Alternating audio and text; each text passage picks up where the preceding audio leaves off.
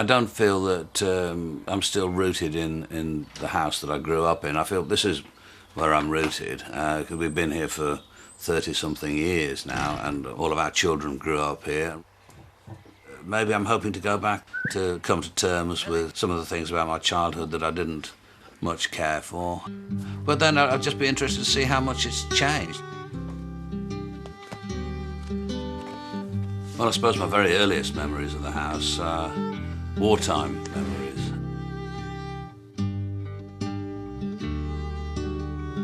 Well, these are all at the house. Francis on the rocking horse, me on the rocking horse. Amongst the first things that we were ever taught were, not taught things, cats, dogs, ducks, cat, and all that sort of thing. We were actually taught aircraft recognition. And there was one of my very earliest memories is of going with my brother Francis, who could barely walk at the time, actually. He was very young indeed. So I was probably 5 and he was 3 or 4 and 2. I don't remember. No, it must have been 4 and 2 almost, I think. And we went to the top of the garden, and we'd been told not to go into the top half of the garden because it's roughly the size and shape of a football pitch, as I recall. And there was a path that ran effectively along the halfway line, and we were told not to go into the top half of the garden.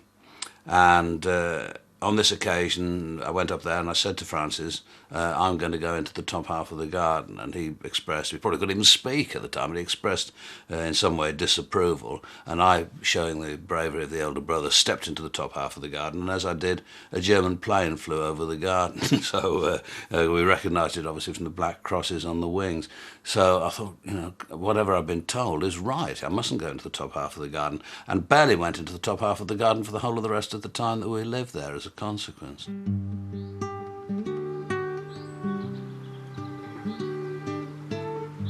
I used to spend a lot of time as a child up trees where nobody could get at me. There were little kind of secret places. It was those places that I really missed, the ability to kind of get lost in somewhere familiar, to hide yourself.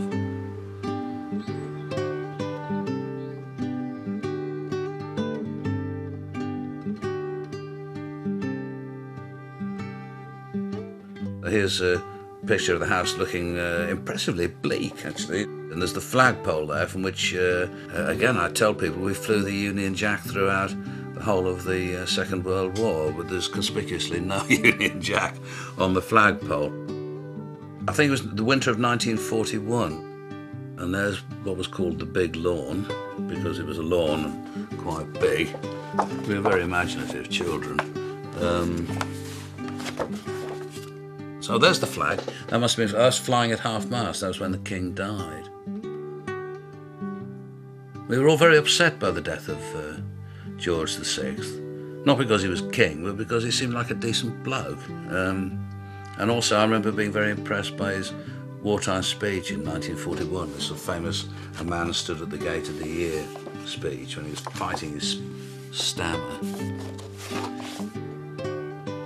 Here's one of the very rare pictures of my dad holding me on his aerial motorbike and in his military uniform. Well, that's me and my mum.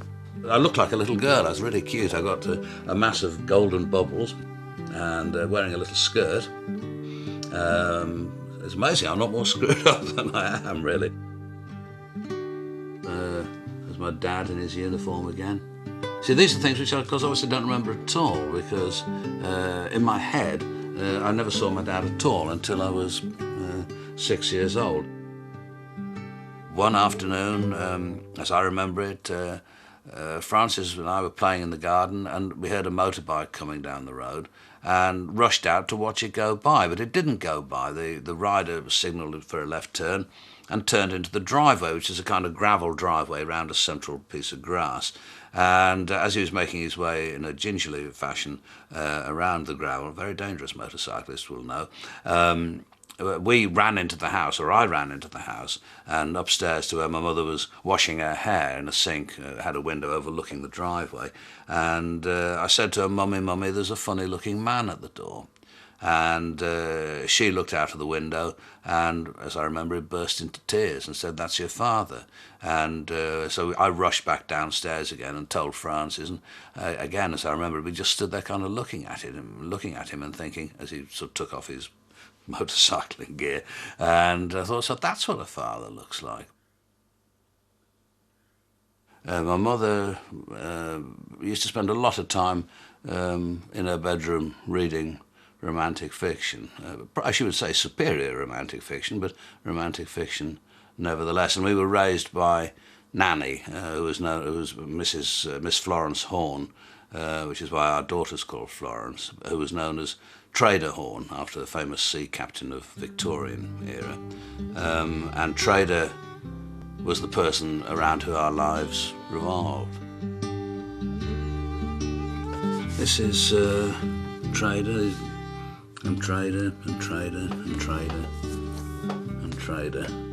But you notice that my mother is in very few of these pictures, and that Trader is always the one who's like looking after us.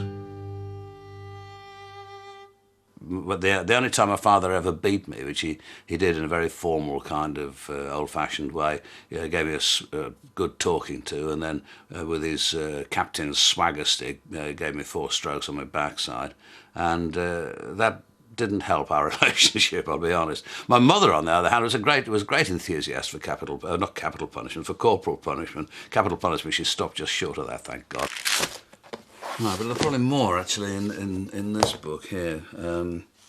Extraordinary. There's a girl here called Dindy Blackledge, and whatever became of her, because she, for my 7th birthday, gave me an adjustable spanner, and I thought it was the most extraordinary. In fact, I only lost it about 10 years ago, but I thought it was a very imaginative and extraordinary gift to give a 7-year-old, and I adored it, because it was great for playing with, you know, as sort of metal tools often are.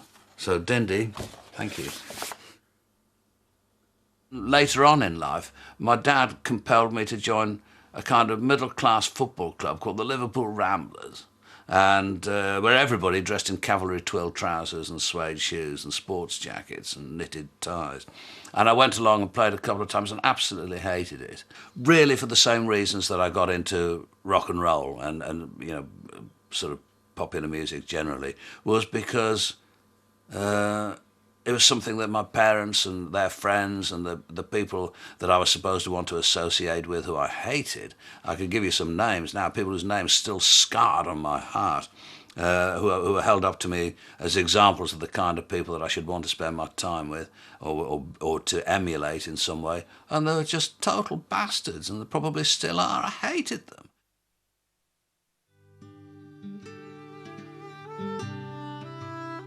So you used to have those awful conversations. Who would you rather died, you know, Mum or Trader? And invariably we used to say my mother, because Trader, she was, I suppose, uneducated, you know, really, but she didn't need to be, because she was just,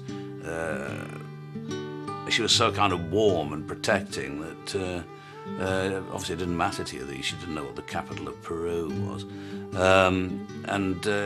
She had a range of sisters and friends in Liverpool who could become kind of secretly friends of yours as well. And there were people that, you know, your parents didn't know. There was her sister, they all had wonderful names. Was there a Phyllis? They all had the sort of names which people don't have anymore. I mean, how long has it been since you met a Phyllis?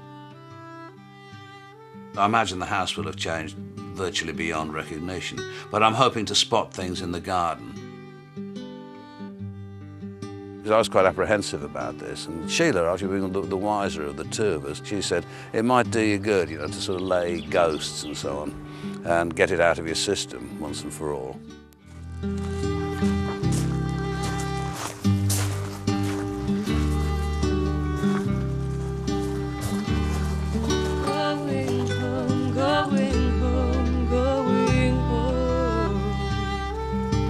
Change their minds. Hello, hello, welcome. Hello. I'm Jim. Hello, how do you do, Jim? This is my daughter Alex. Hello, Alex. Hello. Hello. We gather you'd like to have a look round. Yes. Want to go around. Please feel free to wander around and. Goodness me. look round the house as you wish. Thank you very much indeed. Okay. Thank you.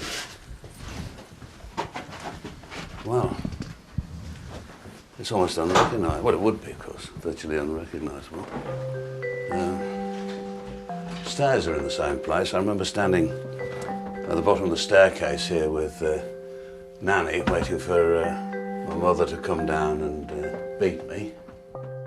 The routine was that Trader would go and stand at the bottom of the stairs and shout the fateful words, "Are you there?" And my mother would be in her bedroom at some distance from the bottom of the stairs, and I'd be standing at the bottom of the stairs straining my ears to hear what was going on. If she did hear Trader calling, she'd come swooping like one of the Furies out of her bedroom and grab a belt as she flung herself down the stairs, and then, like no questions asked, just take me into the dining room and put me over the table and give me a bit of a hiding. Not a happy memory. And oh goodness me, this would have been roughly the area where the nursery was. So that's completely confusing. And perhaps this used to be the downstairs bathroom. Obviously it's not now. What's this? Oh, I don't think they're going to be Radio 1 listeners, these people. Okay. Now this was and still is the dining room. And our dining room table was here, and with a smaller table, well, same size table, fewer chairs.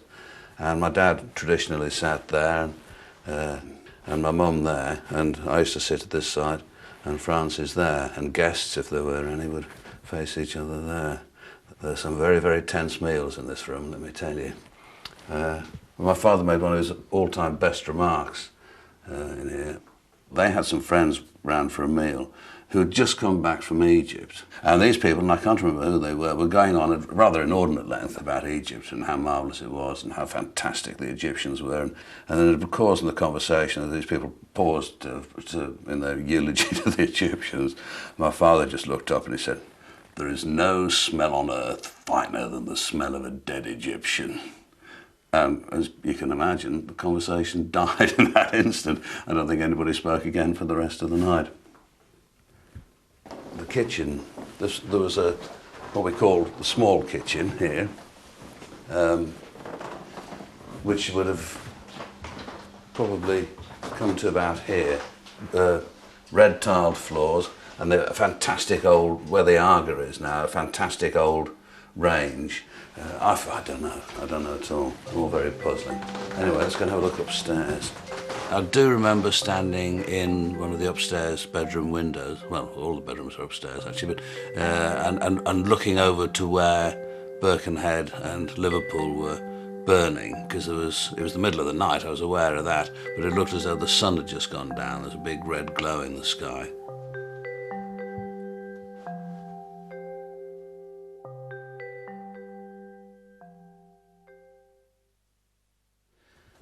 I was fearful that I was going to get amazingly upset and weep and so on, but it is just a different place. It's not, I don't feel any kind of vibes at all.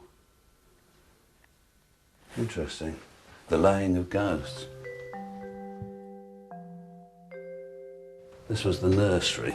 A lot of spiders would come in here and die horribly on the walls, and we used to rather pride ourselves on our collection of dead spiders.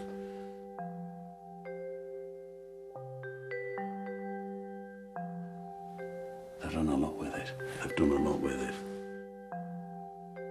The belt that my mother used to use when Trader stood at the bottom of the stairs and started shouting, "Are you there?" The belt would be on top of here, I think, that she would have grabbed as she came down to give me the hiding I doubtless deserved. Time to go and inspect the garden. Oh, that patio area. Oh my God.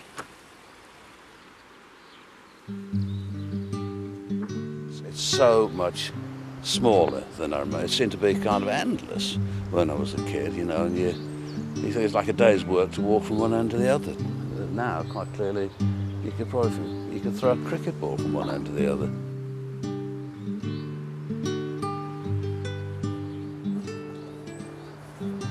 Oh, my dad must have gone through this door on numerous occasions to collect eggs. I'll have a go, see if I can get, yeah. I'd love to say yes, I remember, but I don't, of course, because obviously it was full of hens. At least that is a relic of our occupancy. Treat it with a bit of respect.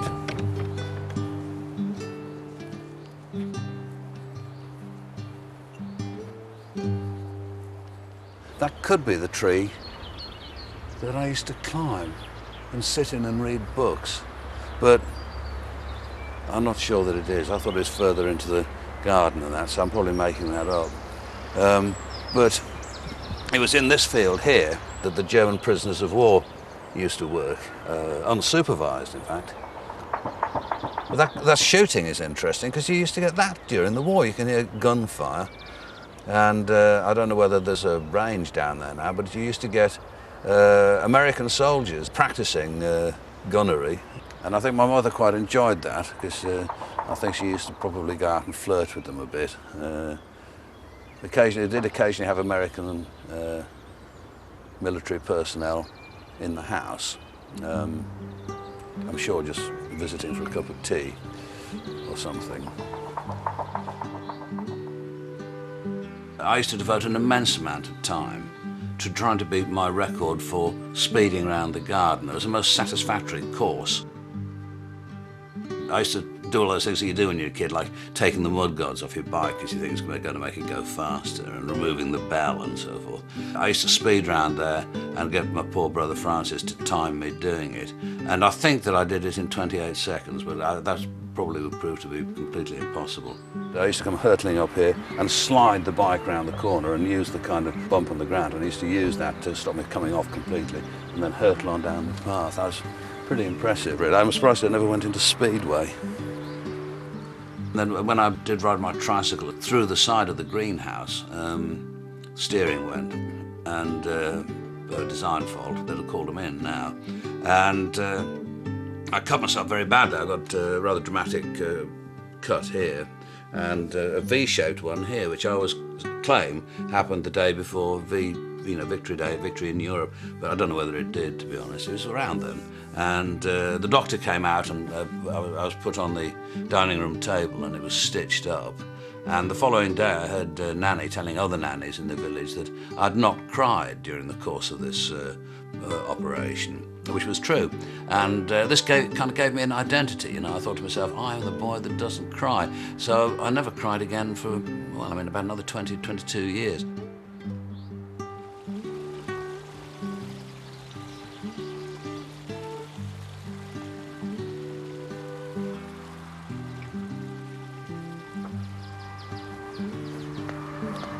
You see, and looking at this again, although it's a long distance away, this is another candidate for the tree that I used to sit in.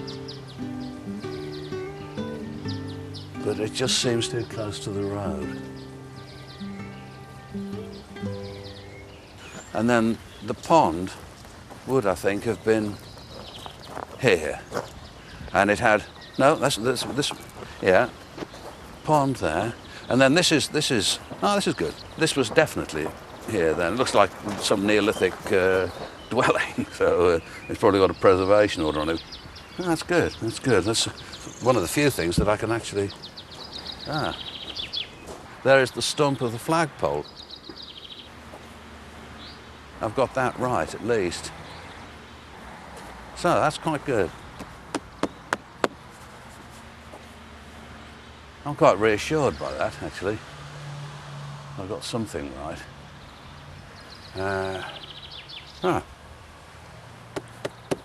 For the first time I felt quite moved, because that was the one that I claimed, anyway, that we used to, where we used to fly the Union Jack throughout the war, although the photographs prove that I'm lying. And so that would mean that I used to have, because we lived such, I shouldn't tell you this really, but we used to live such solitary lives. We had, like kids still do, had a load of imaginary friends. And my imaginary friend was a young woman called Boo Boo, who lived in a bush probably on the site of this bush here. So this would have been Boo Boo's home under here somewhere. Anyway. Oh, quite tearful. Amazing that the only thing that's upset me so far has been the stump of a flagpole. Our days would be described by today's young people as fantastically dull. You just spend most of the time pottering around the garden, devising your own little fantasy world, as I think it's probably quite good for people to do. You used to spend a lot of time sitting in a tree, which we used to call the horse and cart tree, which overlooked the adjoining lane. Old Mr. Berrens used to come down, presumably to catch the bus, which stopped outside our house, and would give us apples and sweets and things in a way which we've very much disapproved of now. But he was a nice old fellow, and we used to sit in the tree for hours against the hope that he would come by. I'll go and see if I can peer over the fence, just in case Mr. Berrens is going by. No, no sign of him. The pond that I can see from here is the one which in my dreams I used to cycle into prior to wetting the bed. And the thing was that it happened so often that I kind of knew, even while I was dreaming, that what was going to happen, and I would desperately try to throw myself off the bicycle to avoid the wet bed and the subsequent recriminations that were going to occur. I don't think that I ever succeeded in doing that, though.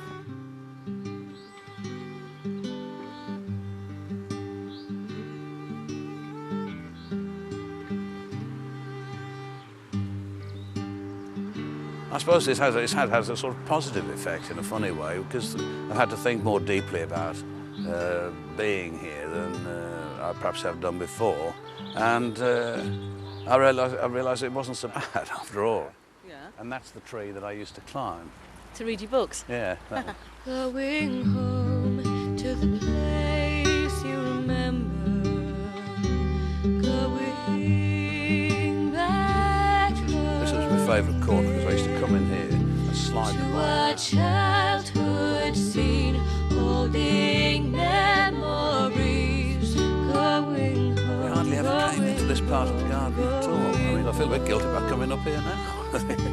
If my mum could see me, she'd be livid. What are you doing up there?